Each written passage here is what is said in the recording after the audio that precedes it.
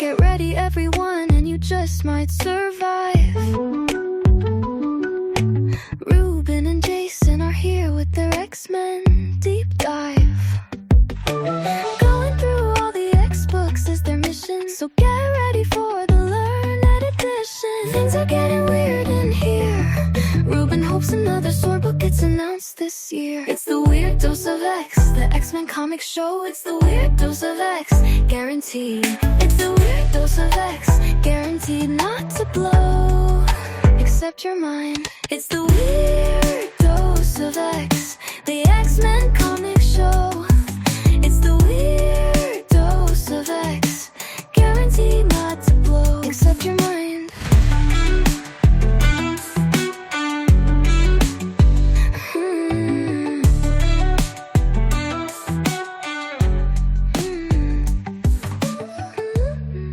Welcome, all you weirdos. People who thought the Savage Champions might include Savage Dragon, and everyone who added a new bird to their life list recently. It's time to receive your 201st Weird Dose of X, the mutant member of your Weird Science podcast family. I am your not dating Baba Yaga host, Jason, broadcasting to you as always from the Wrong Turn studio, perched high atop stately Weird Science Manor. And joining me today, fresh off volunteering to be on another podcast, is my pal Ruben. Hey Ruben, how the heck are you? Doing great. I spent the weekend in Palm Springs, and that was fun and warm, and I came back and it was sunny. Wow. And warm in Seattle. My wife told me that entire time I was on the trip, it was cold and wet and miserable up here. So I think I dodged a bullet. Well, good for you. Yeah, I had a decent weekend too. It's May, and May is the peak of the birding migration. So like if I'm going to do any birding all year, I want to get out every day in May I possibly can. So I went to a place called the Great Swamp, which a lot of states around here have a Great Swamp, but this is one of the bigger ones. And saw, I think, 58 species that morning, which is a pretty good list for me for one day, including a hooded warbler, which I'd never seen before. So it showed up, it sang its song, it showed me its plumage from every angle. Cool day. So successful. Are you a photographer, or do you just keep all these memories in your brain? And I'll occasionally bring out, like when I went to Panama, I'm not going to play that clip because we get sued over that. When we go, I'll take some pictures occasionally, but I'm really more of a binoculars guy. Yeah. I started birding before digital cameras were really, a thing for birding. So I just got used to binoculars. Yeah. My wife and I, for our honeymoon, we went to Kenya and did a safari. And she's an amateur photographer. So I bought her this extremely amazing telephoto lens. So we have some National Geographic type photos that we took ourselves from that trip. Awesome. Yeah, I've not wanted to lug around something, that massive and expensive to worry about. So I just mostly just do the binoculars, and I'll let other people take the pictures. But I hear that you're going to be two-timing me to be on yet another podcast. What's that all about? And I had to hear from the other party as well. I wasn't going to admit it. If I'm sneaking around, man, why would I? Behind my back. So so tell us about that then. Now that you've been caught. I probably could have finagled this into a way for us to just cover this topic. So you're more than welcome to jump on the bandwagon. But basically, I reached out to Jim and assumed that the Marvel show, which you're asking me, does that even exist anymore? But I assumed that the Marvel show was going to be covering Avengers Armageddon. And I have been enjoying the Captain America series and the what is the Wolverine one called? Weapons of Armageddon. Weapons of Armageddon. Yeah, I've been enjoying both of those. So I thought if Matt and Jim are covering that event and they're not reading any of the material leading into it, they're just going to trash on it. They're going to trash on it anyways. But I thought I would try to jump on and valiantly defend Zdarsky's honor. Well, you've certainly read more of the background of that than anyone else of the podcasting crew here at Weird Science. So yeah, you've got the background for sure. Yep. And yeah, I don't know. Apparently they didn't know they were going to cover it, and I may have tipped the domino into convincing them to do it. So if they do, I will be on that cast. And well, that's good. There haven't been so many non-Weird Science or non-Weird Dose of X Marvel shows lately. So I think it's great to have that coming back, and come back for this event. Chip Zdarsky is a pretty decent writer. Jim really loved one of his earlier series. He wanted to marry that series, if you'll recall. So, but we'll see. We'll see how that goes. So I look forward to listening to it. This week on this podcast, we will be talking about just 3 books. We have Uncanny X-Men number 28. We have Wolverine number 20. And we have Magik Colossus number 4. But first, just a little bit of news. As we expected, last week while we were recording landmark episode number 200, Marvel did release more information about the Midnight Universe. Bleeding Cool got some of these things correct, including the names of the writers involved. 3 titles announced. The earliest one to release is also the one most relevant to this podcast. It is Midnight X-Men, written by Jonathan Hickman, with art by Matteo Delafonte. From the solicit, the shadows of New York City are stalked by vampires and the mutant empires. That's empires with a Y. Why? I don't know. Just I guess it looks cooler. It's going to have to tie into the Empire miniseries. That would be wild. Like Imperial with a Y? Well, no, the Empire. There was that Empire, and it was like an Al Ewing thing, wasn't it? Right, and it had the plant people on the dark side of the moon. Oh, right. That was the X-Men. I don't. It was a really underpowered. It was kind of funny because it was like, oh, these guys are taking over the Marvel universe, but there was like the Empire X-Men crossover, and Magneto was like a real badass in that one. I recall. He just kicked the shit out of him, and I was like, okay, maybe they're not that maybe they're not that much of a threat because they completely got bodied by the X-Men. So it sounds like X-Men versus vampires. So Marvel not really beating the allegations that you're just copying DC's homework here. Yeah, and they're kind of late at it too. It's like this is like 2 or 3 years ago, right, when DC versus vampires was the thing. It might be even more than that because there was one DC versus vampires, and it went away, and it came back for another kind of maxi series. So it's been probably 5 years since it started. There's like that Dark Ages one at that was the Tom Taylor DC one. Yeah. So what are we going to get that in like another year? It'll be Dark Ages of Marvel. So the cover of issue number 1 here was released, and it features Storm looking like a vampire, which that has been done before. In the late 90s, there was an alternate Marvel universe with Storm as Bloodstorm, a vampire. So not the newest thing ever. Nightcrawler's on the cover holding a golden-colored sword that is probably not adamantine, but I can't rule it out. It's his soul sword. It's probably back. Could be. Midnight X-Men. It will be bamfing into your comic shop on August 5th. What are the odds that Jubilee becomes a vampire in that? I don't think Hickman would do that. I think Hickman wouldn't be that He'll much stay of a away hack. from that. Yeah, she probably won't even be in the He's series. Hickman, not Hackman. Right. Nothing against Gene Hackman. R.I.P. So the other 2 titles are Midnight Fantastic Four and Midnight Spider-Man. Midnight FF will be written by Ben Percy. Hey, we know him. With art by Kev Walker. A newer, darker origin for Reed and pals. Here's a quote. An obsessive scientist delves into the secrets of the universe, perhaps best left unknown to mankind, leaving himself and 3 others warped in strange and horrifying ways. So, I guess maybe it's not going to be was a cosmic rays originally, and then there was a negative zone at some point. So Reed's going to screw up and mess up his buddies again. Do you think the Blood Coven is going to be featured in this universe? Seminal villains from Marvel's recent history. I am curious if there's going to be, like, the Ultimate Universe was a whole different universe, but there was a connection to the 616, right? Yeah. So I'm wondering if there's going to be just like, DC and Absolute branches off of the main DC universe. It's not just, hey, we're doing a what if over here. So I'm kind of wondering if there's going to be a connection to the main universe, or probably more likely it's just, hey, we're doing a separate thing on the side. One more, a Midnight Spider-Man written by Philip Kennedy Johnson with art by a French artist. I think it's pronounced C-Tronc. The solicit says that in this universe, quote, a young Peter Parker is transformed into a hideous spider hybrid by the ruthless Oscorp Corporation in their pursuit for eternal life. So complicating the origin a little bit. It's not just a radioactive spider. It's Oscorp screwing around. So I guess the Green Goblin will be in it from the very beginning, we'd expect. Yeah.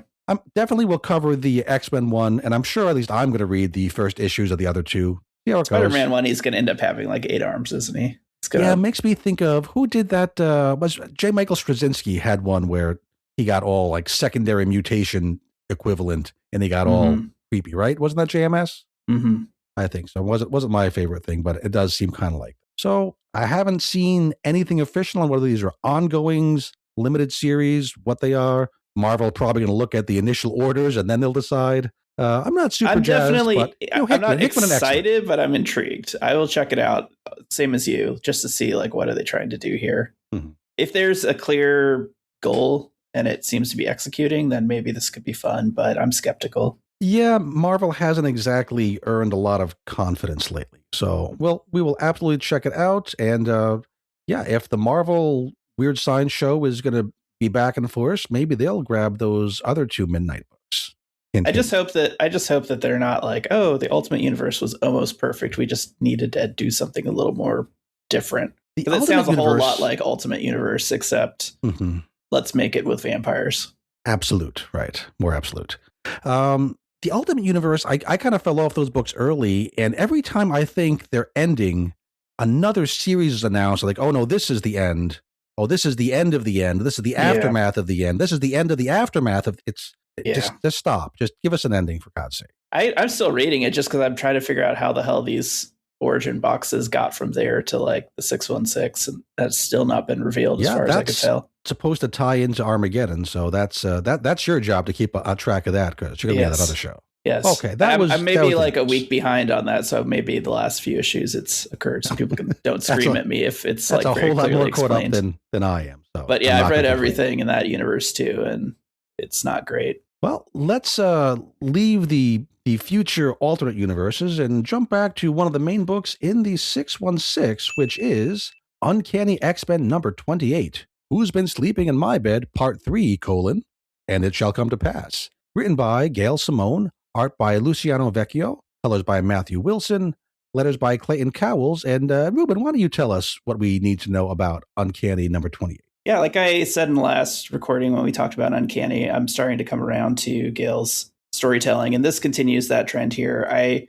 appreciate that a lot of the story threads that we have had dangling are starting to tighten up a little bit and make sense. And even some of the explanations provided on like additional character elements sort of explain some of the stuff that really rubbed me the wrong way, like in prior issues. And I don't know if this is, it feels like it's cleanup, not necessarily like, oh, it was obviously always the intent that, you know, this was how it was going to play out. But I appreciate the cleanup regardless, even if it isn't demonstrating an excellent grand design. Mm-hmm.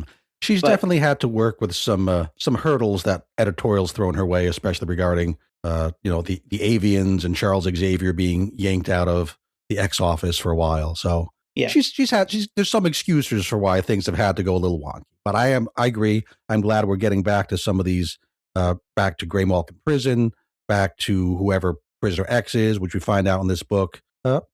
Some of the Monet's back, some of the other X characters who are prisoners we see again. I'm glad that we haven't abandoned those. Yeah. And the wackiness, I think, is kind of funny. But anyways, so this story takes place over, I don't know, 3 or 4 different story threads that kind of bounce around throughout the issue, but we'll just unravel them and put them in no particular order. I guess I'll go with I'll start with the one I'm most interested in and then kind of fly through the others. Sounds good. So in Grey Malkin Prison, in the last issue, we saw that Scurvy is kind of on his deathbed and he's been having, kind of goodbye conversations with Corinna. And it seems like we have gone forward maybe a few hours or a few days or a few weeks, but to a point where he's really dying. So he's in a medical room and you've got Captain Ezra and Corinna Ellis kind of watching through the glass window as doctors are tending to Scurvy, and his pulse is weakening and it looks like he's about to die. And he eventually does die, and his last words are Corinna. And while they are observing this, Ezra tries to sort of comfort Corinna, and she basically brushes it off, saying that she doesn't have emotional attachments to anybody.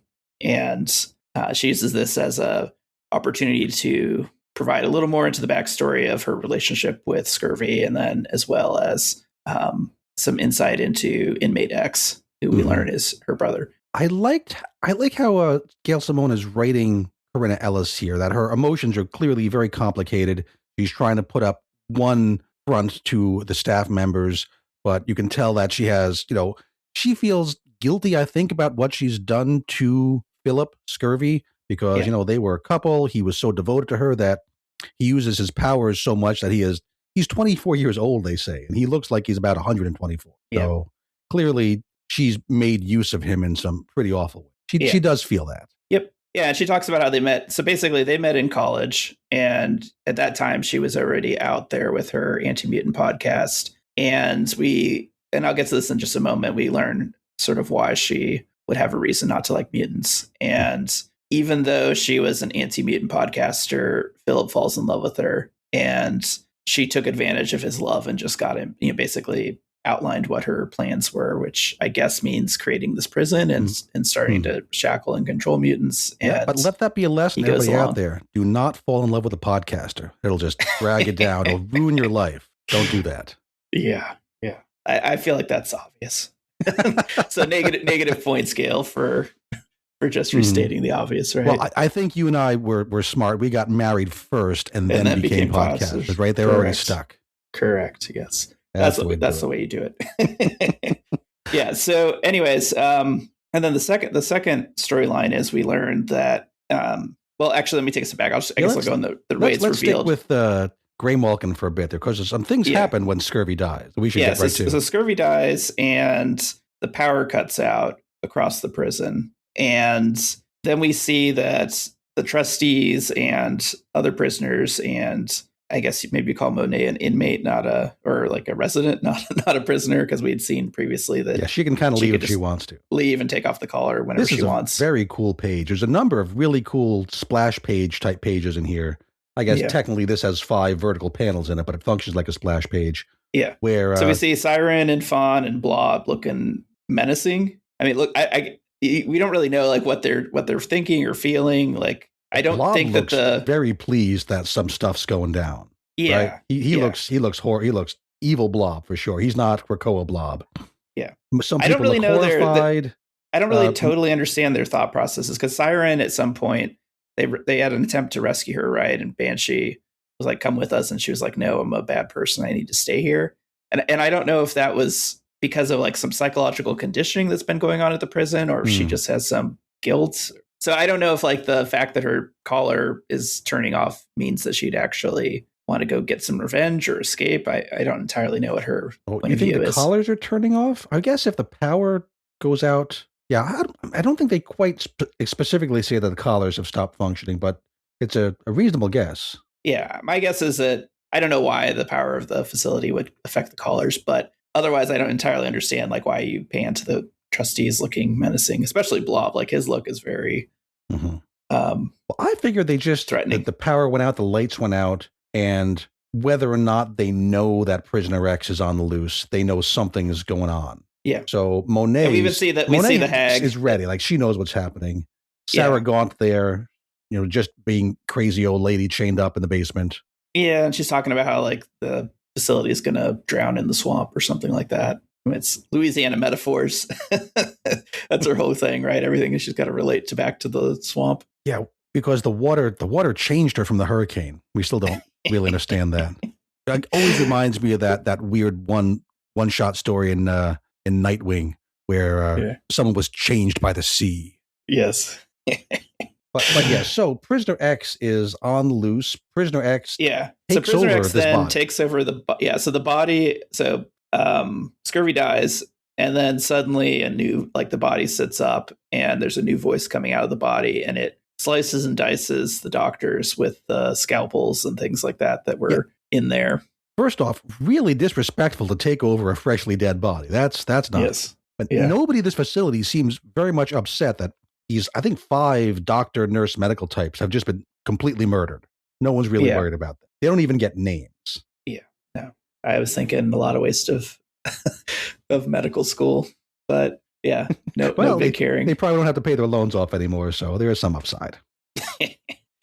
Yeah. So then Ezra is pulling a gun, I guess, to shoot at the corpse, and the corpse is talking about being very hungry, and Brandon's like, well, what do you want? We can send you some food in there. And it's like, no, I'm going to eat the bodies of the doctors. Yeah, basically just saying that to freak the podcaster Ellis out, right? Yeah. So let's reveal who Prisoner X is, because we've been wondering about that since literally years ago when we were meant to believe it was Charles Xavier, and then it clearly wasn't. And then we wondered, oh, was this going to be Proteus? Is this going to be somebody like Legion? Who is this going to be? So, Ruben, who is so Prisoner it's somebody X? new. It's the brother of Corinna, her older brother, Oscar Ellis. And apparently he was a mutant and a bit of a psychopath. So, and he seems to have some kind of reality warping / psychic powers, still a little bit undefined as to what he's able to do. But she mentions that as a kid, he forced her to watch him torture her cat. And that from that point on, she didn't have too much of an emotional attachment to anything or anyone. Right. And then also and I guess the parents didn't think the kid was bad or didn't realize we don't get a whole lot of detail on that. I don't think we've even seen the parents, as far as I can recall. But ultimately, she reveals that he killed her parents. Mm-hmm. And so the only part I'm a little confused about is so he talks about playing games with her. He seems to maybe a bit like Empath, if you remember that character, right? He doesn't have a moral compass because he can kind of do whatever the hell he wants. Nobody can stop him. So how did he allow her to go off to college and form this relationship with Scurvy? I'm a little confused by that. His backstory in between when he was like a 10-year-old kid, being a powerful mutant torturing cats, and when he shows up as Prisoner X in this hospital, this school that just turned into a prison. What happened in between? We don't know. Was he locked up somewhere else? Yeah. We don't know. I'm assuming we'll get maybe a little more story. Monet knows him. She's even said that she's friends with him, which seems kind of iffy, kind of creepy. Yeah. He's supposed to be one of these avians like Charles Xavier and Cassandra and Scurvy, unless we're just dropping that plot thread because it kind of got messed up. So theoretically, he should be an avian. He should have some sort of a tumor that is killing him, unless he can reality bend it right out of his skull. Who knows? Yeah. So that storyline kind of ends with, he shoots out a Mr. Fantastic style arm and crashes through the window and grabs Ellis's by the throat and talks about how he's going to resume the games with her. And also that he's been, ever since Scurvy's been dying, he's been able to start playing games with others. So it seems like he's also the one responsible for what's going on at Haven and with the Outliers. We do get a code name or a villain name for him, which and this part's different. So anyways, confuses me. Yeah, so Monet shows up because power's out, and she, I guess, has been waiting for Inmate X to do something. And while Inmate X is holding Corinna against a wall, Monet shows up and's like, "Hey, Oscar, stop this. You need to go back into your cell and then come with me and leave before, I guess, humanity rises up and kills you." And he's like, "I'm not going to do that, and stop calling me Oscar. I want you to call me Perimeter." Yeah, so Perimeter, we've seen that name before.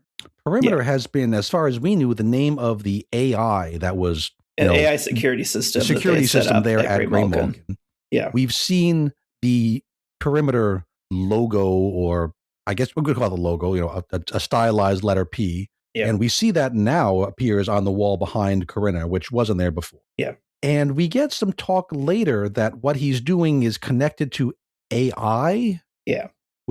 So there's computer things involved. There's reality bending. It's all kind of very confused. I don't know if when we've seen Perimeter do things before, like in Sentinels or earlier on in Uncanny, was that connected to him, or is he just stealing the name? Yeah, that's the question I have. I'm curious about that. I think I'm going to say that he is stealing the name. That Perimeter was a AI system, and now he's just tapped into it somehow. Maybe. But well, I don't know. I don't know how he would. His powers don't seem like the kind of thing you would use to make. I'm not going to say the Amazon A name to trigger everybody's speakers, but I would not use him to power my smart speaker. Seems like a bad idea. Yeah, I do hope this doesn't turn into a writers hate AI kind of a screed here, because that could be very. Very trite. But I'm gonna trust Gale to not just do something like that. We'll see. We will see. But it's clear that he is now saying that he's Perimeter. I can't imagine he was though before, right? Because why would this brother just assist Corinna? Or why would she even cede this much power to him, right? Unless the thing is also, that he was being controlled by Scurvy. Why would he steal the name of an AI computer system? So both ways seem kind of strange. But again, presumably we'll find out in the next issue. Yeah. So Monet shows up and she's, he says he's not going to leave. And so and then he's like, how do you think you're going to stop me, Monet? And then she says that she's not fighting him alone, that she's got some backups. So I don't know what that means. I don't know who she'd be calling in, but apparently we don't get to see this issue. There's been hints that she's been in some kind of contact with the Uncannies down at Haven House. Yeah. We've never seen that from the Haven House side of things, but she said once or twice that she's had some contact there. So I'm going to guess it has to do with those folks, although they're a little busy right now. Yeah, I was going to say they're busy, and maybe she doesn't know that they're busy, but I was like, I don't really think adding them to this mix is going to help your fight here. But I was also reading some, I don't know too much about Monet. Actually, I know nothing about Monet. I think we've seen her, but I don't have an experience with her enough I couldn't tell you like what all her powers are. So I looked it up, and she's like got a ton of powers. So like, I don't know if this character really needs backup.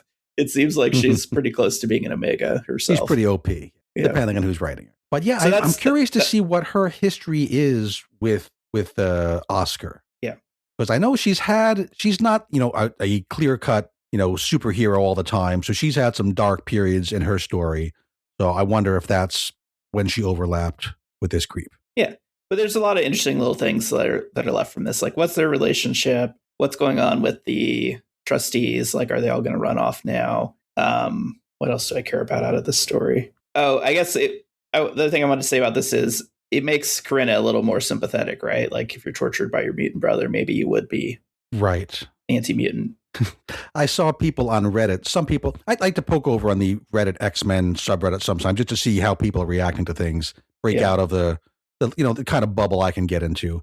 And some people there are really angry that Corinna Ellis is not just a simple, racist, bigoted villain, that Gail Simone is actually giving some depth and layers to her. She can have a wrong opinion, but there's a reason for it, right? I think it's way better this way. Like, people have this, right? You get mugged by, minority of whatever, and then suddenly you're anti-minority. People have that. That happens to them, right? Mm-hmm. They're wrong. You shouldn't be discriminatory, right? Yeah, I like a blend of villains. Some villains can just be, you're the Joker, you're evil because you're evil. And that's fine. I don't need to know, the Joker was, abused as a child. I don't need that. But some other villains can be more complicated and human. And I like that variety. So that podcaster Ellis has some things going on with her brother.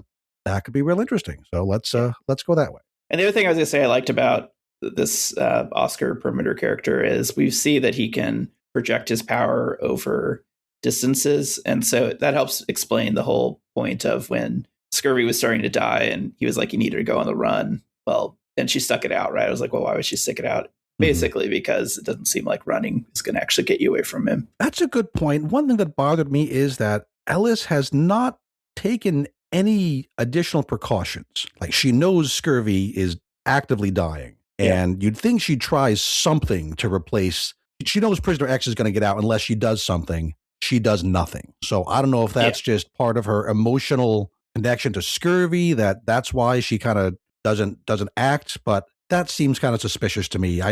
Why isn't she trying something else? Or why didn't she kill him while he was under Scurvy's control, right?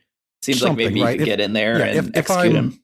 If I know there's a rabid dog on the other side of these bars, and there's a counter counting down to when the bars are going to open, I'm going to do something before the bars open. And she seems to have not taken any kind of precautions at all. Yeah. But we'll see. It's all interesting, though. It leaves me curious, and I think the character is interesting. I'm curious, like, what happens with the hag, right? Is the hag going to go run into the swamp? Good to see her again. I'm glad she hasn't been forgotten about. This was very much my favorite part of this book, the Grey Malkin prison stuff. Lots of questions, but they're the kind of questions that don't feel like mistakes. They feel like, oh, I'm interested in the story. I'm involved in the story.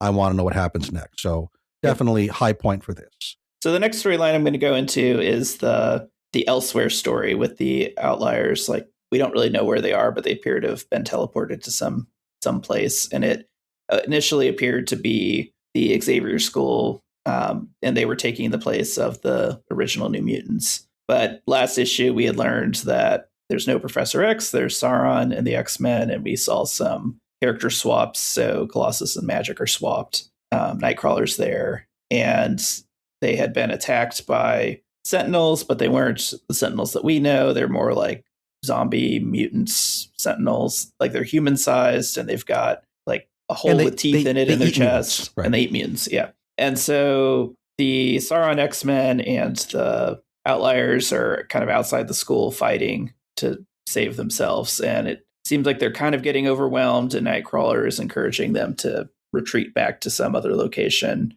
where it's safe. And I didn't gather this from the previous issues, but we kind of get the hint that the Outliers also seem to not remember who they are or where they're from. They just seem to have been dropped into this place and are confused. Right, because we've seen their backstory as far as this world is concerned, right? They were discovered separately back at their homes and brought to this version of Greymalkin.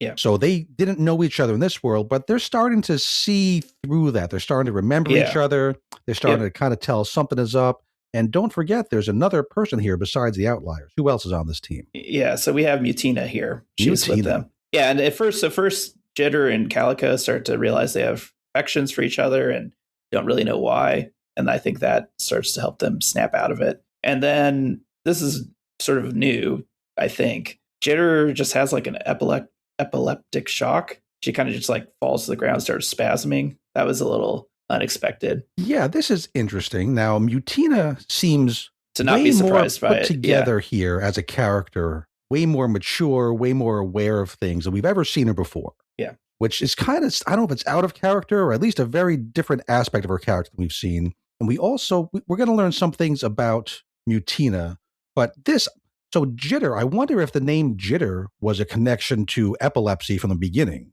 which seems a little rude, but people reclaim different words. Their identity, because there wasn't, I guess originally we figured it was just connected to her speech, her stutter. Yeah. But she's physically having this seizure, and we don't know what has triggered it. Yeah. Maybe just the fact that she was getting close to figuring out what's really going on, whether that was Perimeter Oscar giving her this epileptic seizure or just a stress level hits her.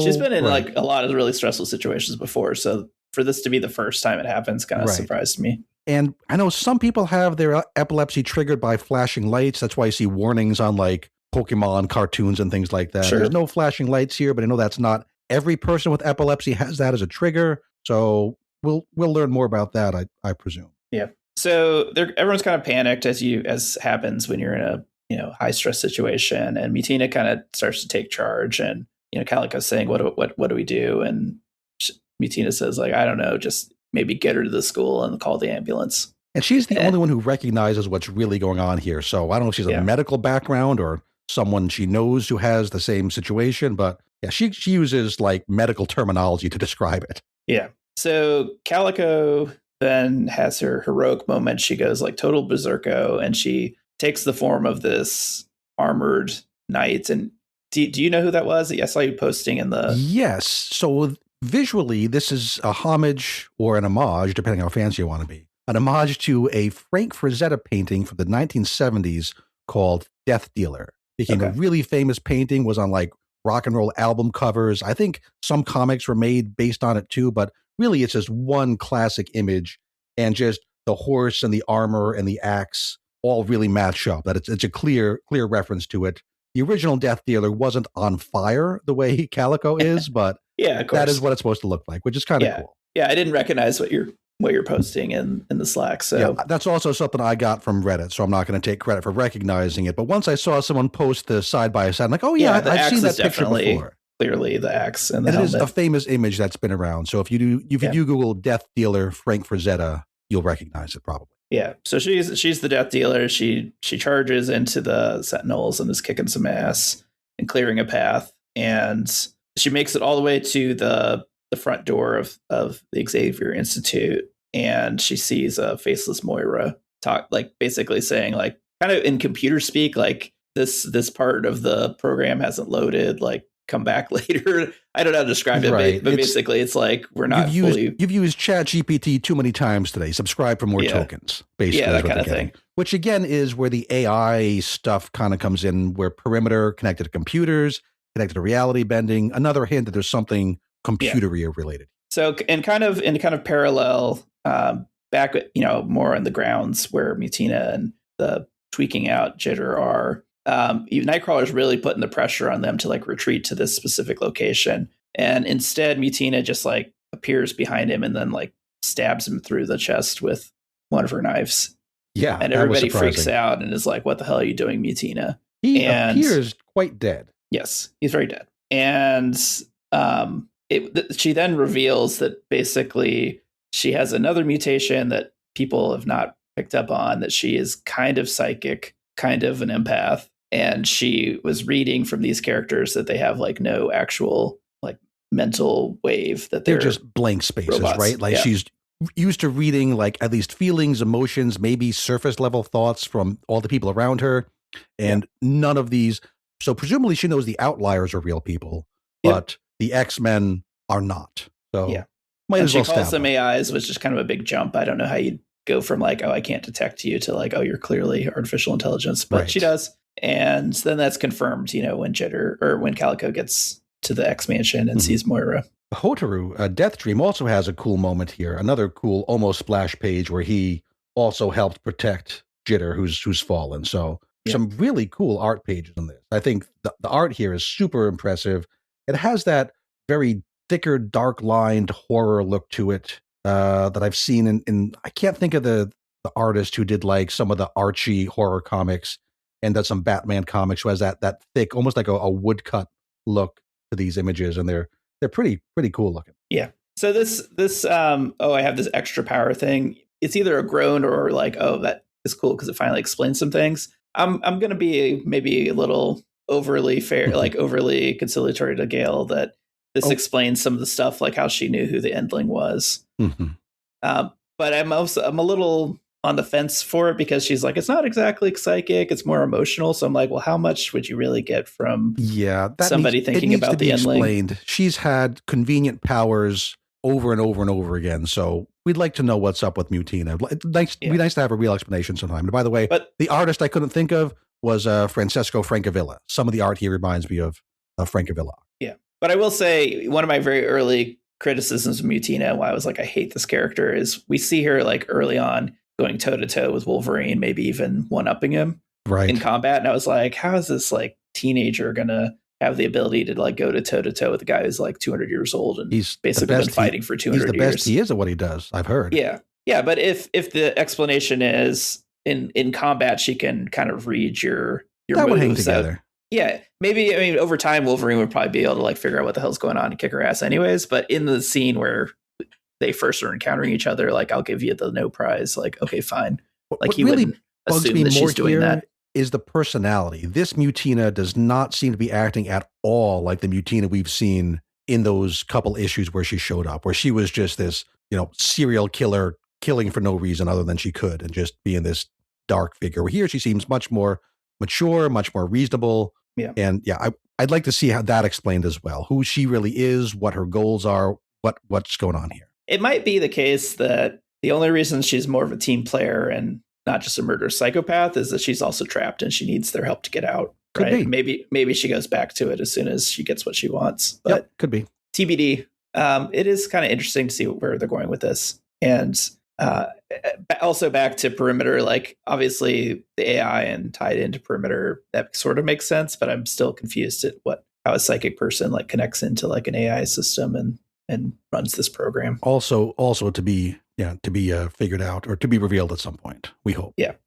So then that takes us to like the last 3 and 3B plot lines, which are taking place in Haven House and New Orleans more generally. Yeah, New Orleans more generally. So in Haven House, you've got Rogue, Jubilee, Wolverine, and Nightcrawler talking to the original New Mutants who had swapped places with the Outliers, but they're not exactly the New Mutants that we knew from that time. Yeah, they're a little off, a little oversimplified. Like each one of them has a personality trait. Yeah. Which, sometimes in comic books, that's just how comic book characters are written. But I think it's intentional that they're supposed to be a little too simplified here. Yeah. And they had appeared and basically said, hey, you had hired us to kill, who were they supposed to take out? It was Professor X? I think it was the Avengers. The Avengers, that's right. That's what it was. Yeah. That's right. You Sauron recruited us to kill the Avengers. Or you Rogue recruited us to kill the Avengers. Yeah. Okay. I think that's right. Yep. And so Jubilee and others are like really questioning them. And I think they start realizing that the questions imply like a lack of trust, which then puts the New Mutants on guard. Mostly Sunspot. And Sunspot's one personality trait is that he gets angry. Yeah. So he doesn't like Rogue and folks are asking questions that, from our point of view, are quite reasonable. Like, what? Huh? Yeah. Basically those kind of things, because none of the things these kids are saying, they remember happening. So clearly these characters have been through all sorts of weird realities. So they're trying to figure that out. Yeah. And Sunspot is, not, why you ask me about this, why you're questioning me. And then we have an inciting incident that triggers things. And what is that? And I want to talk about one other thing that I thought was kind of cool. This is an art piece or an art element. Yeah. So, and also a characterization thing that, like, I mean, we already knew these were like not the New Mutants that we knew, but Wolfsbane in particular, in that original New Mutants run, she was like, you're going to derail me, man, with that kind of stuff. She was like super goody, like way too like perfect, sort of the way that Calico's being characterized, right? Like a very sheltered life kind of thing. Sheltered, naive, that kind of thing. And she was also like 14 or 16, somewhere in that range, like very young. And she's like, hey, you got any beer in that fridge? And Logan's like, I don't remember you being a drinker.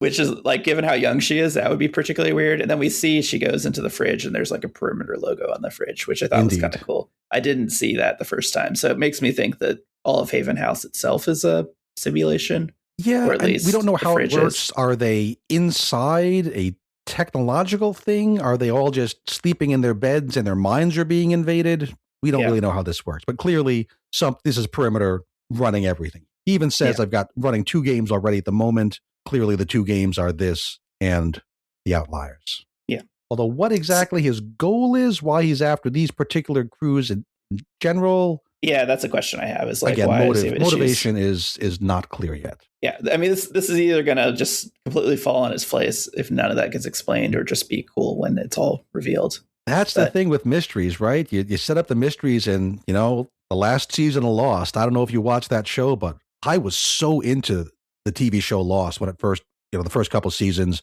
I would watch every episode, and I'd go right to the internet and trade theories with people on message boards. And at the end, it turned out there was no answer. They had no plan. All the mysteries were just nonsense. So the mysteries are fun. Boy, I really hope Gail Simone came up with the end of the mystery before writing the mystery. And we'll find out. There's only one more issue in this arc, as far as I can tell. So better be coming soon. I don't need everything explained in this arc, because you always want things, left dangling to be picked up later. But we definitely have to get some satisfaction. Yeah, I need to know how Oscar allowed Corinna to go off to college, and I also need to know why Oscar is targeting the X-Men. If you answer those 2 things, you can have the other mysteries kind of still dangling. I'm fine with like Mutina not being fully fleshed out. Okay, so Wolfsbane tries to get a beer, but then what happens?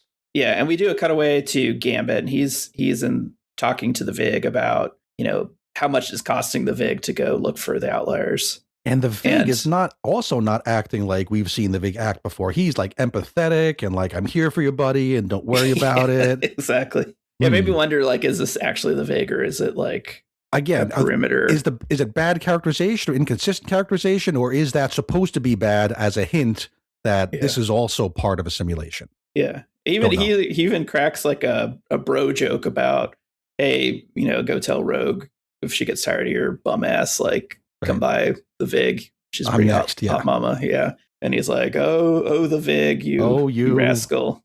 Yeah. And then he teleports back to Haven House, and his appearance in Haven House, I guess, is what spooks Sunspot. Yeah. And Sunspot starts to attack, and then everyone's fighting, and then Cannonball turns into Cannonball and like smashes into Rogue and blasts her out of the house and up into the sky. It miles through every kind of tree and house and everything he can find, because he's trying to kill Rogue just by smashing her through stuff. And she's super strong, of course, but she's not nigh invulnerable like he is when he's blasted. So presumably, eventually, he'll be squished. Yeah. So the Louisiana X-Men run out of the hole, and Gambit uses the eye of whatever. Is it Agamotto? The other eye of Agamotto. I forget the right, the left, whichever one is not the typical one. Yeah. So he's like, we got to save Rogue. And they're like, well, she's too high up. Nobody can fly in this group. And he's like, I can.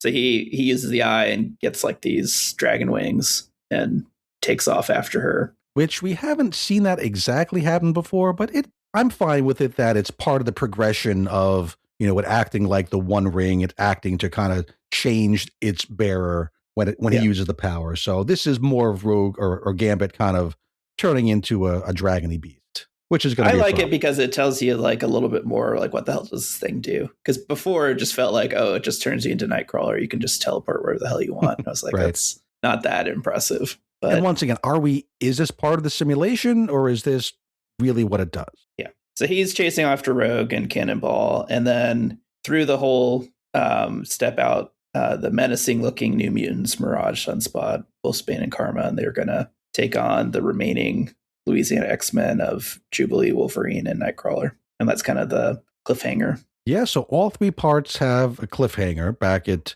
the prison, we don't know exactly what Prisoner X, a.k.a. Oscar, a.k.a. Perimeter, is going to do. With the outliers, Jitters, having a medical issue, and they're trying to help her, and they just killed the fake Nightcrawler. So it's in here we have that. So at some point, somebody's going to definitely realize and know, oh, we're in a simulation. That's going to have to happen. And yeah, it's some cool stuff going on. I'm hoping that some of what I'm seeing as bad characterization is really on purpose to reveal it's a simulation. Yeah. That would be fine. And yeah, the prison stuff is really good. So I'm very much in here. I'm more interested in Uncanny than I've been for a while. Art is tremendous. I'm more interested in this story right now than I am in what McKay is doing with the Danger Room. And up until this point, like I felt like agree. McKay's story was like way more intriguing to me than whatever's been going on in Uncanny. So pretty impressive to see that Gail's got a storyline that I'm actually hearing about. Yeah, I'm still in on the McKay storyline for the future, Dougie and 3K. Yeah, the Revelation stuff. I need to get back to that for sure. But what's going on with Danger Room is not that feels a little bit like, we need to fill up a couple issues. I'm going to get my score because I know your score will be lower. For me, this is an 8. I really enjoyed this issue and I really want the next issue. I recognize all those problems you're identifying and I might like really retroactively downgrade this issue if this is like Shuvarak where we just end the story and none of the big threads are explained. I definitely need how does it all work and fit together, tied up a little tighter than it is right now. But if she gets there, then this will be like a good turning point, this series. Yeah, I had originally written down a 7.8, but going through it again, and especially the art, I think the art here, I'm enjoying looking at these pages over and over again. And even though I have some questions, for me, the questions maybe now knock it down from like an 8.5 to an 8. So I think I'm going to stick with you. I'm going to be right there at 8. I'll be nice. Positive, Peter. We'll be in agreement. That's great. Okay, that was a long discussion here on Uncanny number 28, but there's been a lot going on in this issue, so we enjoy that. Yeah, can you pause for a second? Absolutely. So now let's turn to our second book, which is Wolverine number 20, Legacy number 412. It is written by Saladin Ahmed, art by Martin Kokolo, colors by Jesus Abertov, and letters by Corey Pettit. So we left off with Logan and Herc. Oh, Hercules. And they were getting their asses kicked by the Adamantine. Just no contest at all, just getting beat to crap. Yeah. Logan even shattered all 3 claws on his right hand when he attempted to plunge them into the chest area of the magical living metal. Now, as we all know, the chest is where magical living metal keeps its most delicate vital organ. When we open this issue, we see that this ass-kicking is being watched by 3 #shadowy figures. Left mysterious to the reader for about half the book, but we're not going to do that to you. These are the Savage Champions, multiversal heroes who have all defeated, I guess, the Adamantine in their own worlds, and are also multiversal versions of Logan, probably, maybe-ish. So you might recall that last issue, Athena declared that Logan was this world's, quote, Savage Champion. These are the Temu Spider Society. Oh, they're so like lame compared to the Council of Reeds, but way worse. Yes. Yeah. We don't know any background, what worlds they came from, what they battled, how they got together, how they're observing this ass kicking. We don't know. And they're legitimately just around only to fight the Adamantine. That's like their one goal. I guess that's their whole thing. Yeah. So let's say specifically who these characters are, because I'm sure they're all going to have long and storied careers in Marvel Comics for decades to come. Yeah, buy this. This is a key issue. This is a college savings issue for get sure. 10 of them, slab them. They're clearly going to be appreciating in value. So the first one I'm going to talk about is called Bone Claw. No, Macho Man, not Bone Saw, Bone Claw. Is this the Shredder? This is the one who looks like a cross between Beast and Wendigo. Oh, okay. That one, That's, like the big. It's not the Shredder one. Okay. Not the Shredder one, no. Okay. This one has like spiky bits coming out of his forearm, and he carries a shiny metal club, presumably adamantium, I'm going to guess. It's extra pointy at the handle end. He doesn't appear to speak. He just makes grug, grug, grug noises. He's almost like a Captain Caveman version, if you remember Captain Caveman from back. Yeah. The second one, and I think this is the one you are probably calling the Shredder one. He's red hair. Yeah. That's Hare, as in, bunny rabbit. Mm-hmm. So is that a reference to Logan being into redheads, red hair, maybe? God. That's what I'm guessing. Because, his first love as a kid was a redhead, and Jean Grey, of course, is a redhead. Red hair, though, with Hare, is also the name of a horse owned by a famous ancient Chinese warlord. He's ready to go fight some Teenage Mutant Ninja Turtles. That's what he is. He does look like Shredder. I hadn't thought about that. I'm not a big Turtles guy, but that's what he looks like. I would have figured Japanese. I'm sorry, I don't know visually the difference between Japanese and Chinese armor. Yeah. His name apparently is a reference to something Chinese. Logan has much more background in Japan. Mm-hmm. I think we're thinking about this more than Solid and Ahmed. He's an Asian-looking gentleman. I'm not going to guess what kind of Asian, because that's a trap. He's dressed as some sort of a feudal-type warrior. He's got 3 claws on each hand, just like Logan. We never see those retract, so we don't know what his deal is, if they're part of him that can retract like the real Wolverine, if they're part of his gloves like weapons. Don't know. The other part I like about this is, behind the council, we see like silhouettes of, I assume, thousands of other members of the society. I hadn't noticed that. Let me take a peek.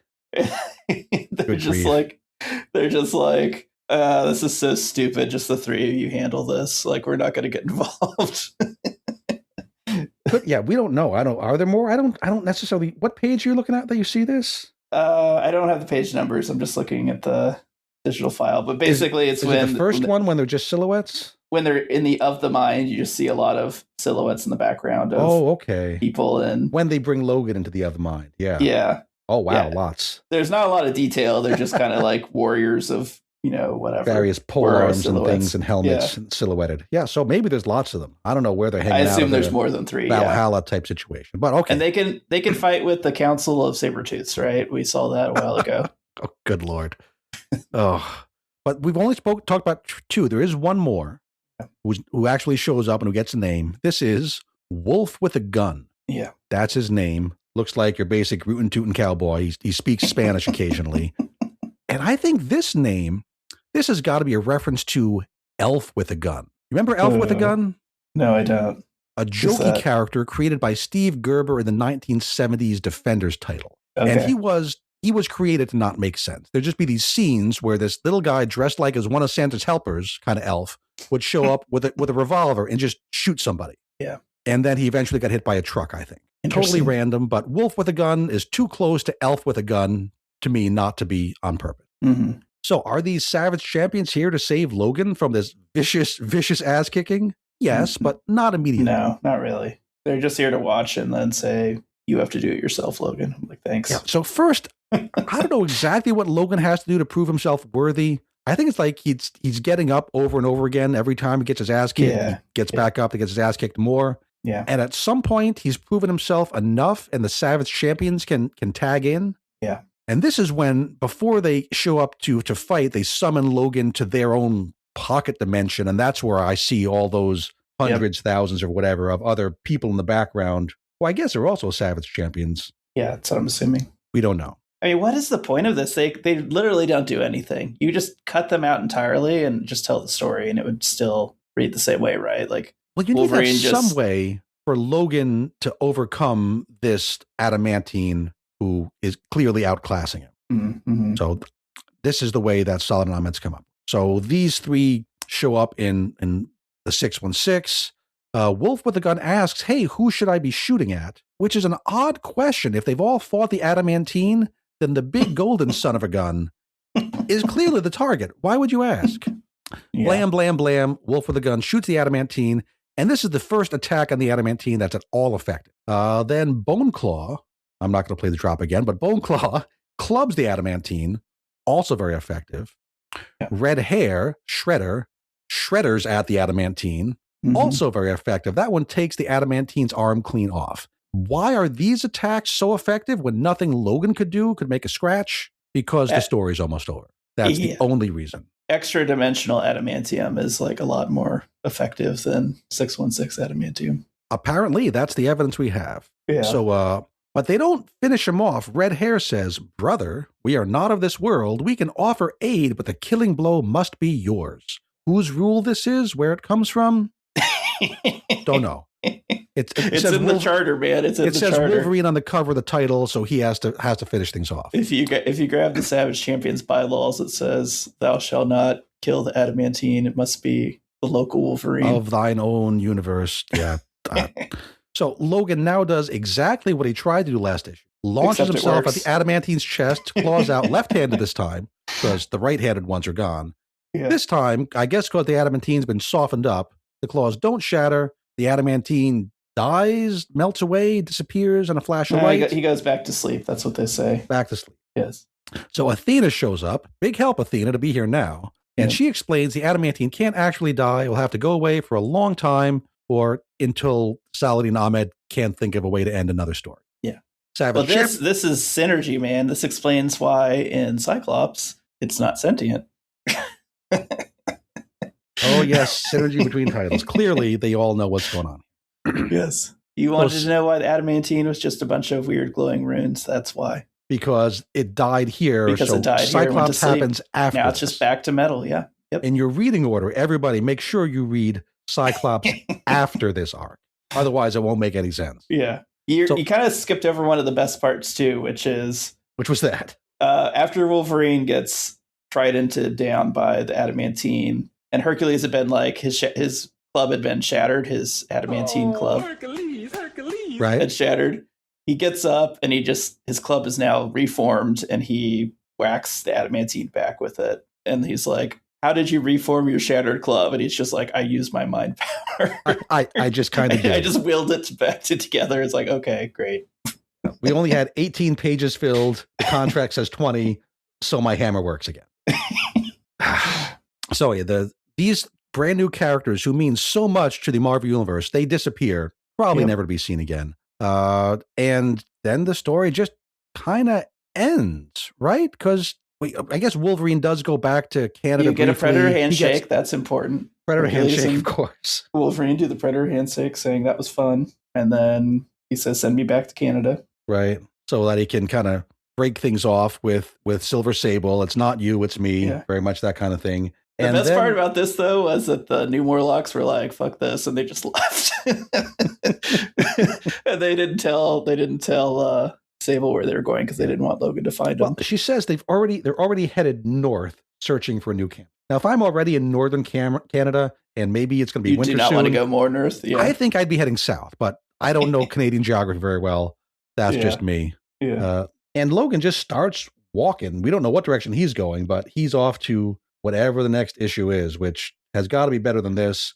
At least the next one has Nightcrawler on the cover, and this book's been better when Nightcrawler's been in it. So that's also what a lame breakup. I mean, he should have just been like, "You need to dye your hair red, or this is not going to work out." Because legit, he's just like, "Thankfully, we got acquainted." Thankfully, we got acquainted. The wish things had turned out a little different. I'm like, he finally if you realizes, want this relationship to continue, you can continue this relationship, but whatever. He finally decides that he's causing these Neo-Canorlocks more trouble than he's protecting them from, which is debatable, but reasonable. But he decides to leave. Yeah, but Sable's not with them at this point. It seems like they just pieced out. Well, I assume she's going to go on to her next contract. Or do you think she's going to meet up with them? I'm still under contract to protect them from danger. So she has to go. She's been waiting here because I guess she knew that Logan would portal back to this spot. Mm-hmm. And now she's got to go meet up with them. What a terrible contract. They're not paying her shit. You know that. What is keeping her? She's expensive. In this? Yeah, they can't afford a house, right? So how are they paying Silver Sable Incorporated rates? Weird arc in general. I had really thought, you remember some months ago, I was predicting that it was going to wrap up the Saladin Ahmed's volume here because it seemed like, we're bringing Adamantine back.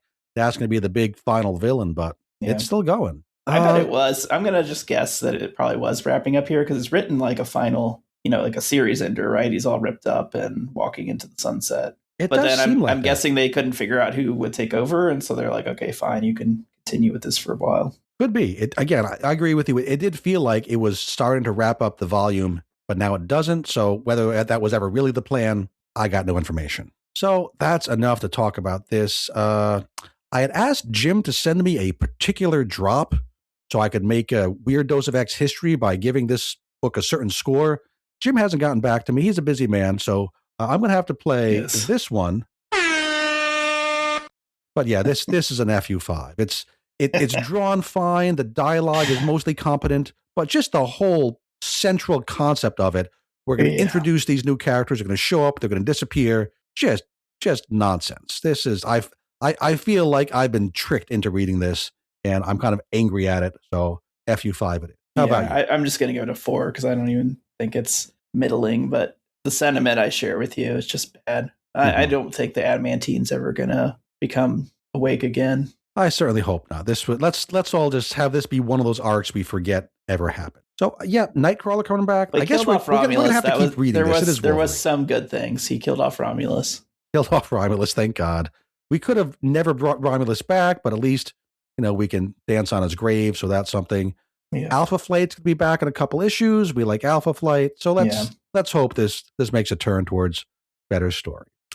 Speaking of something that maybe is a better story, next book, our final book of this episode is Magik and Colossus number 4 of 5, making this the penultimate issue. It's called Tosca, which is a Russian word meaning a deep melancholy anguish in the soul. It is written by Ashley Allen, art by Germán Peralta, colors by Arthur Hesley, letters by Ariana Mayer. So, Ruben, tell us all about Magik and Colossus number 4. There's a whole damn lot of text in this book, and I usually don't complain about that, but it's just the siblings bickering. And I usually don't complain about that too, but it's really That's starting usually to my wear complaint, on me. Yeah. I know, it's really starting to wear on me at this point. I'm just like, seriously, guys, you've been dealing with this for like the entire run. And that is the key. I've seen people, again, over on Reddit who really love the sibling dynamic here, and they were enjoying the dialogue. Yeah. For me, I find it annoying, like you're saying, and that's going to be the key. If you think the dialogue here is good characterization, you're going to love this miniseries. If it bugs you, you're not, because there's pages and pages of it every issue. Yeah. It pretends to be deep. That's sort of what annoys me. It feels like we're trying to like get to the heart of these characters, but it just feels really surface level. And we need, for Colossus especially, he had a rough time on Krakoa, rougher than most others, right? He was manipulated by Chronicler, I think was the guy's name, and he was made to kill his girlfriend, and he had a rough time. So I think it's a good idea to deal with that and say, okay, let's do something to rehabilitate him as a character, make him a useful team member going forward. Something was gonna happen with him in X-Force. Remember that he was pretending to be that robot, and that got canceled real quick. So this is the attempt to rehabilitate Colossus, but he's just a big old sad sack here. Yeah, and in that scene in particular, he's talking about like, I'm irredeemable. I even killed, my lover. How do you get over that kind of like trauma, Magik? And she's like, oh, you just got to get over it. Right. Put one foot in front of the next and try to do better next time. Yeah, I wish I had the thank you. Moonstruck snap out of it clip is what I would play here. And he's written as tying this feeling of guilt back to him not preventing his sister from being kidnapped way back in her own origin story. Yeah. And that she had to save herself, and he didn't protect his little sister. And since he failed to save her, then she's not going to ever trust him to save her now. Which is not an awful idea, but I don't like the way it plays out in the dialogue. It feels over and over and over again, bicker. Yeah. Yeah. So there's sort of like two sides to this story. There's the flashback to the past, him thinking about that time.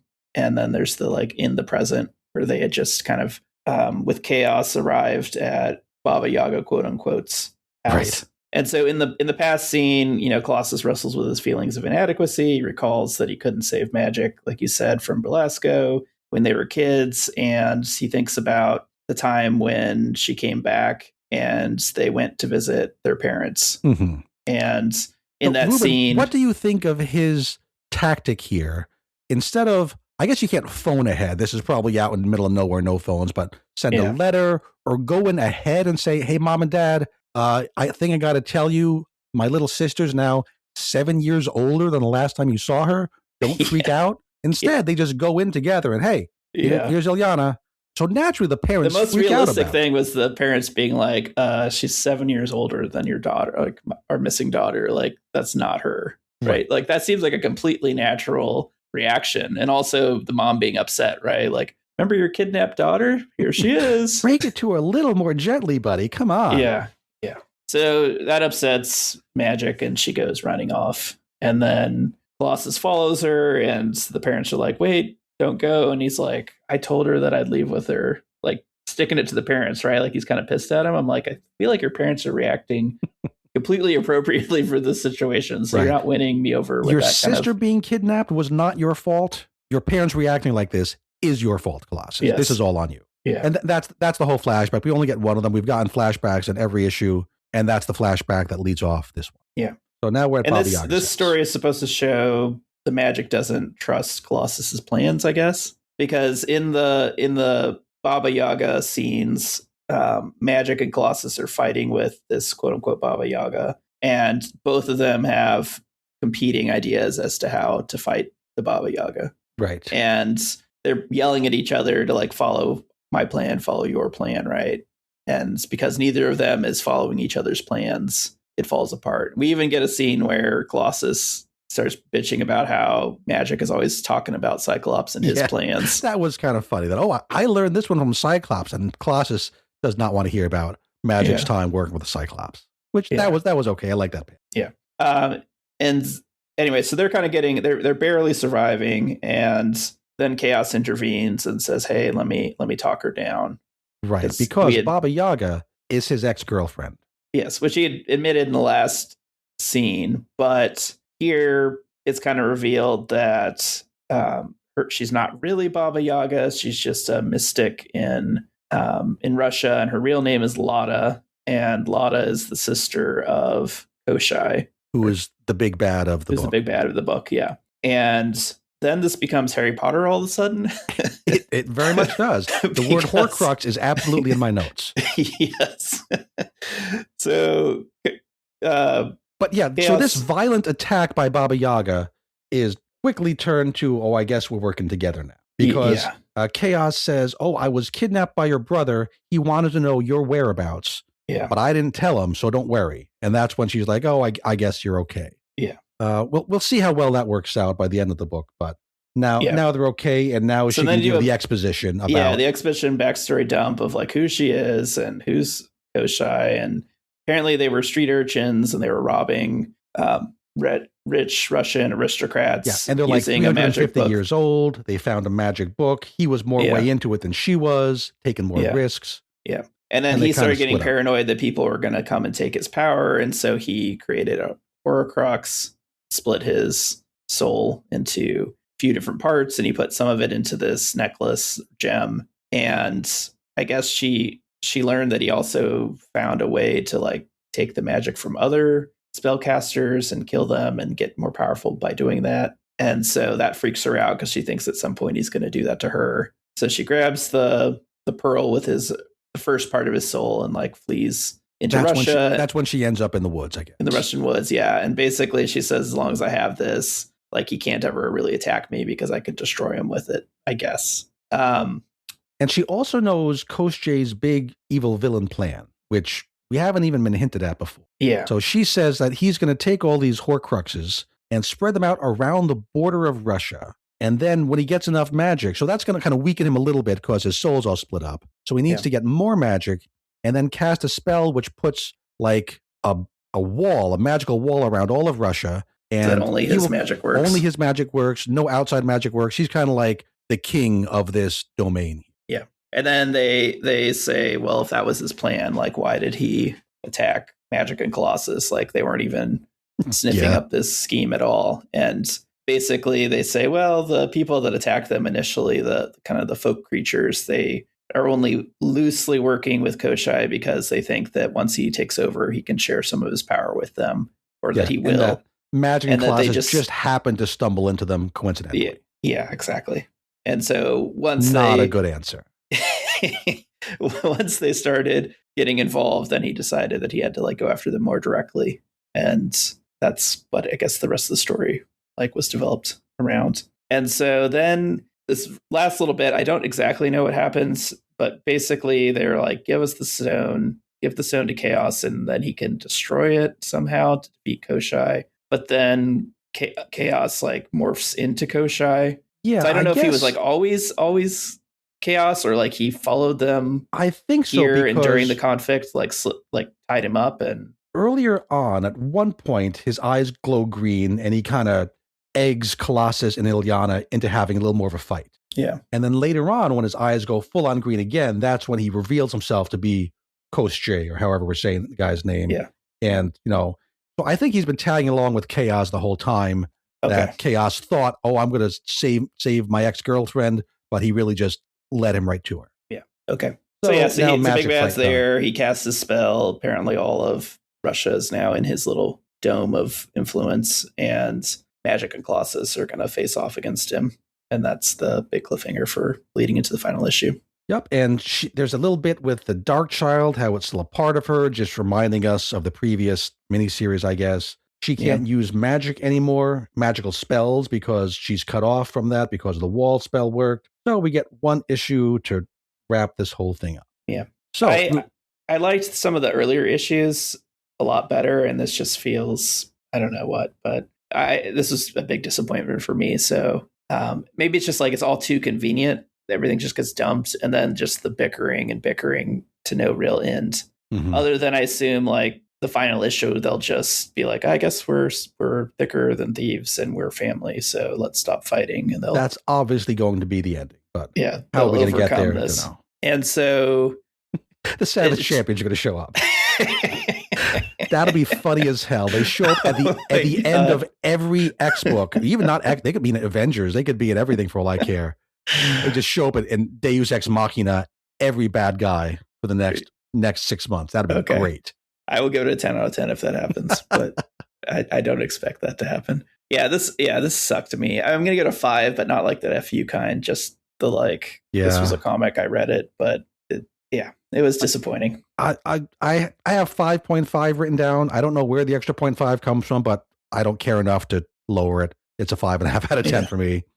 My favorite bit of this was when they explained that Baba Yaga means like angry old woman, which I'm going to just assume that that's what it really does mean. I always thought it was Baba means at least something like grandmother. I know that one, like babushka. Yeah. So this is Ashley Allen's had a few books. She's still doing that Moonstar book that we're not reading. So I don't know if she's getting another one. She's been working with Magik for a couple miniseries now. Maybe she'll get another one. Some people really they kind of talk about the Not Soul my Sword thing. too. They're like, oh, the Soul Sword's kind of a horror crux too. And I was like, oh, that's interesting. That was an Except that she connection. carries it with her, right? Like that's That not was the the best bit- Horcrux. That was the bit when Chaos flashed green eyes when he made that comparison. So that was the first time that Koshai appeared in the book. So I know some people really like this relationship between the siblings. It's not really working for me. If Colossus comes out of this book fit to be on a main X-Men team again, I guess I'm going to call that a success, but that's really all I'm still hoping for out of this. Yeah. Well, those were all the issues we wanted to talk about today, Ruben.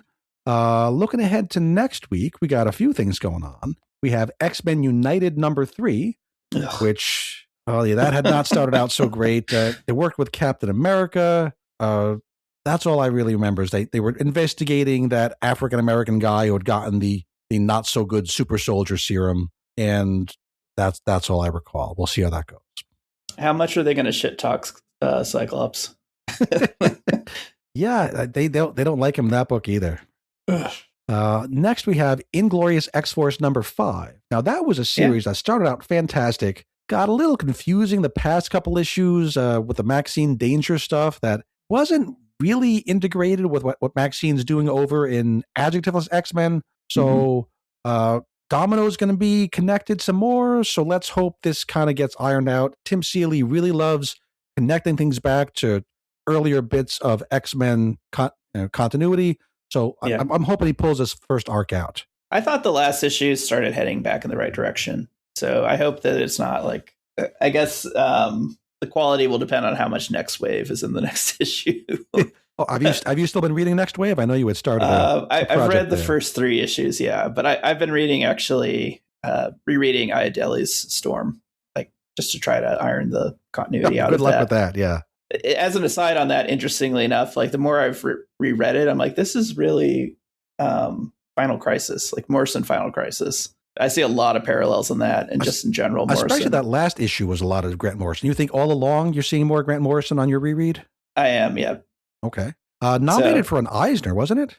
I was surprised by that, yeah. Interestingly enough, like as I reread it, I was like, I kind of like the story that's here. It's sort of skipped ahead too much. And I wonder if that's just the nature of being told that you've only got so many issues to tell your story.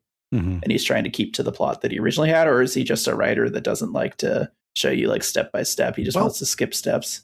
When this latest Earth's Mightiest Mutant was announced, he was calling it an ongoing when Marvel officially was calling it a miniseries the whole time. So it does seem like he's been trying to drag this out longer. Like he wanted more issues to tell it, and I guess the sales maybe didn't support that, but only one more issue. I definitely think that one issue has way too many loose ends to tie up for it to be possibly decent. But I kind of wish that the storylines that he had like laid out did get resolved, because I'm kind of liking him. And kind of like the Magik Colossus book, I do hope that after this story wraps up, that Storm can be in a position to be on an X team again. Because right now she's so overpowered that she really doesn't work in the main book. So I'm hoping that gets resolved at some point. Yeah.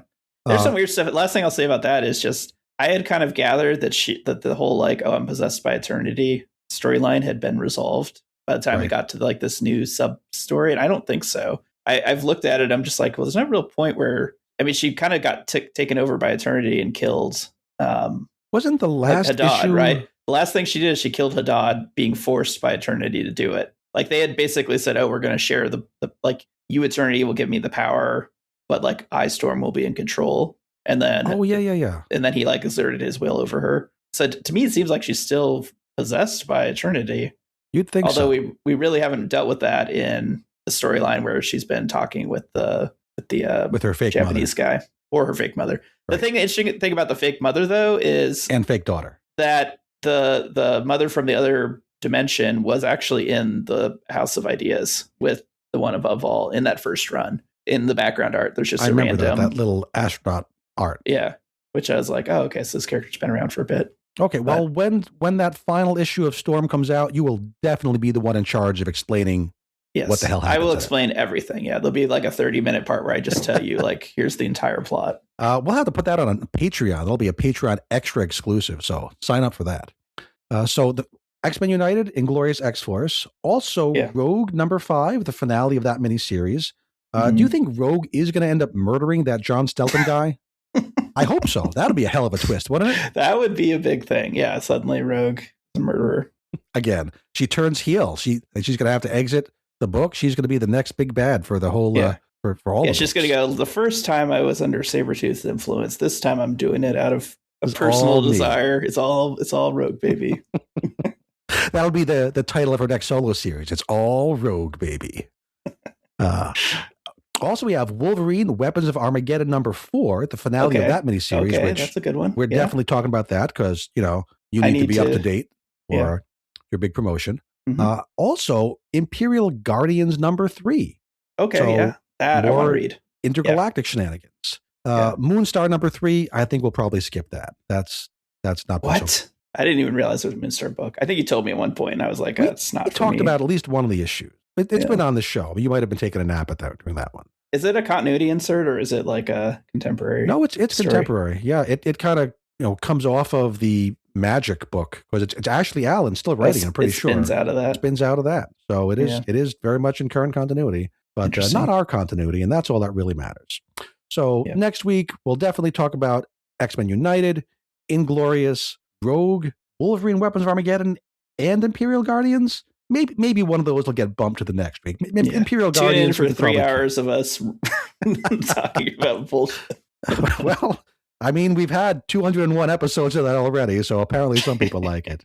Well, folks, if you do enjoy hearing us talk about bullshit, please tune in next week. And Ruben, what else can our wonderful listeners do while they wait for our next installment of bullshit? Read more X-Men comics. You are all weirdos. Weird science is the revolution. Weird science is the revolution.